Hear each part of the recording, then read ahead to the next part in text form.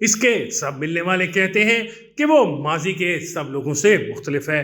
اخبار نویسوں کی اس تک براہ راست رسائی نہیں ہے، بالواسطہ طور پر اس کے ملنے والوں کے تاثرات ہم تک پہنچتے رہتے ہیں۔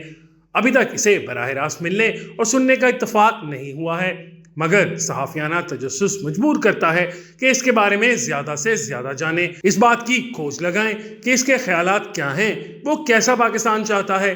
جنرل باجوہ سے تو شروع میں 2-3 ملاقاتوں کا موقع مل گیا تھا، چنانچہ میں نے باجوہ ڈاکٹرائن کے عنوان سے مضمون لکھ دیا تھا، جس پر مجھے بعد میں بلاول بھٹو نے بتایا کہ وہ یہ مضمون پڑھ کر جنرل باجوہ کے عزائم جان گئے تھے اور 2018 کی انتخابی مہم اسی مضمون کو سامنے رکھ کر چلاتے رہے تھے۔ یہ الگ بات ہے کہ باجوہ ڈاکٹرائن کے شائع ہونے کے اگلے روز تو اس وقت کی مقتدرہ بہت خوش ہوئی، لیکن 2-3 روز بعد سے ایسی ناراض ہوئی کہ جنرل باجوہ کے باقی 5.5 سال ان سے ایک بھی ملاقات ممکن نہ ہو سکی۔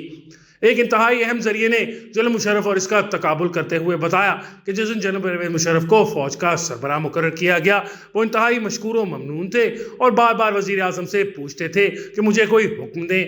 وزیر اعظم نے انہیں کہا کہ صرف ایک بات کا خیال رکھیں کہ آپ اپوزیشن سے نہ ملیں، کیونکہ جب فوجی سربراہ اپوزیشن سے ملتا ہے تو حکومت غیر مستحکم ہونا شروع ہو جاتی ہے۔ جنرل مشرف نے سر جھکا کر وعدہ کیا کہ وہ اپوزیشن سے بالکل نہیں ملیں گے، مگر ایک ہی ماہ بعد خبر ملی کہ وہ پہلے حامد ناصر چٹھا سے ملے اور پھر انہوں نے خفیہ طور پر سیاسی اپوزیشن سے ملنا شروع کر دیا۔ اسی ذریعے نے بتایا کہ یہ اس لیے مختلف ہے کہ جب صدر عارف الوی اس کی تقرری کے لیے عمران خان کے پاس لاہور آئے تو صدر الوی نے اسے فون کیا اور اطلاع دی کہ عمران خان نے آپ کی تقرری پر اتفاق کیا ہے، پھر اسے مبارکباد دی اور ساتھ ہی کہا یہ لیں عمران خان سے بات کر لیں۔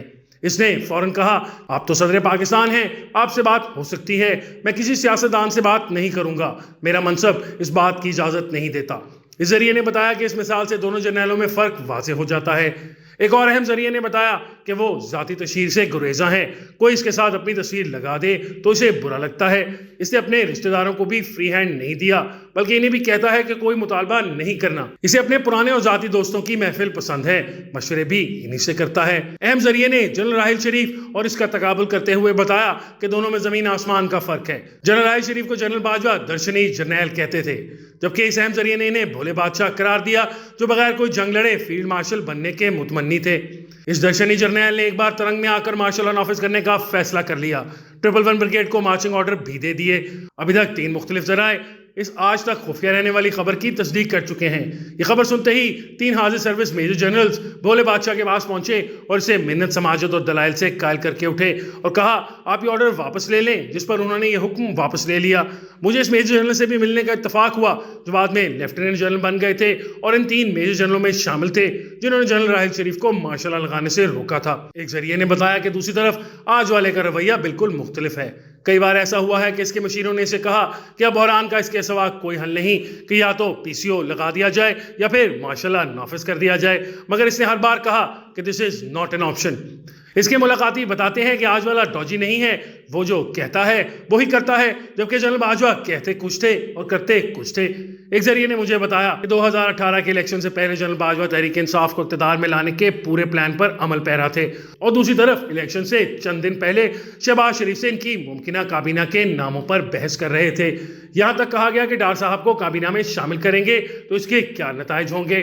جنرل باجوہ کے ارادے اور تھے اور وہ کہہ کچھ اور رہے تھے۔ سیاسی ذرائع یہ بھی کہتے ہیں کہ سیاسی لیڈر جنرل باجوہ سے ملاقات کرتے تھے، بھلی بھلی ملاقات ہوتی تھی، میٹھی میٹھی باتیں ہوتی تھیں اور وہ سیاستدان دوسرے دن گھر پہنچتا تھا تو گرفتار ہو جاتا تھا۔ اسحاق ڈار نے مجھے لندن میں بتایا تھا کہ نواز شریف کی حکومت رخصت کرنے کے بعد بھی جنرل باجوہ اور جنرل فیض حمید تا دیر ان سے رابطے میں رہے اور وعدے کرتے رہے کہ ان کے خلاف مقدمات ختم ہو جائیں گے، لیکن اندر ہی اندر وہ ہر وقت ان کے خلاف باتیں کرتے تھے۔ یہ بھی بتایا جاتا ہے کہ وہ صاف، شفاف اور دیانتدار ہیں، وہ جنرل کیانی کی طرح نہیں کہ جن کے بھائیوں پر دولت سمیٹنے کے الزامات لگتے تھے۔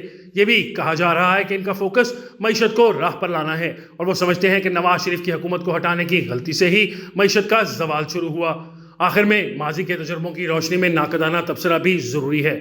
دیانتداری کے حوالے سے جنرل یحییٰ خان کی یہ مثال دی جاتی ہے کہ ان کے پاس نئی گاڑی خریدنے کے پیسے تک نہیں تھے، انہوں نے کوئی جائیداد نہیں بنائی، لیکن انہوں نے حرص اقتدار میں ملک کو 2 لخت ہونے دیا۔ ہم ان کی ایمانداری کو دیکھیں یا ان کے ناقص فیصلوں کو۔ میرا خیال ہے کہ ہمیں اس وقت بھی فیصلے ہی دیکھنے چاہیے تھے اور آج والے کے بھی فیصلے ہی تاریخ میں اس کا مقام متعین کریں گے۔ ذاتی طور پر میری شروع سے رائے ہے کہ کہ جمہوری اور آئینی اعتبار سے فوج کو سیاست میں مداخلت نہیں کرنی چاہیے، مگر جنرل کیانی ہو یا جنرل باجوہ یا پھر جنرل راحیل شریف، سارے ہی پس پردہ سازشوں میں ملوث رہے۔ حمید گلوں، پاشوں اور زہیر الاسلاموں سے سب کچھ کون کرواتا رہا؟ فیض حمید کا نشانہ کون کون بنا؟ آج پی ٹی آئی اور اس کے سربراہ عطاف کا شکار ہے۔ تاریخ عمران خان سے تو ان کی غلطیوں کا حساب لے رہی ہے اور لیتی رہے گی، لیکن یاد رکھیں کہ اسے بھی تاریخ میں اپنی غلطیوں پر جواب دینا ہوگا۔ بلاک مختلف صحیح، اور ڈسپلن کا 100% پابند صحیح، اس کی دیانت مستند صحیح، وہ معاشرہ کا مخالف صحیح، وہ پاکستانی معیشت کو بہتر کرنے کا متمنی صحیح۔ لیکن اصل امتحان تو یہ ہے کہ جب وہ جائے گا تو پاکستان کل سے زیادہ متحد ہوگا یا تقسیم شدہ؟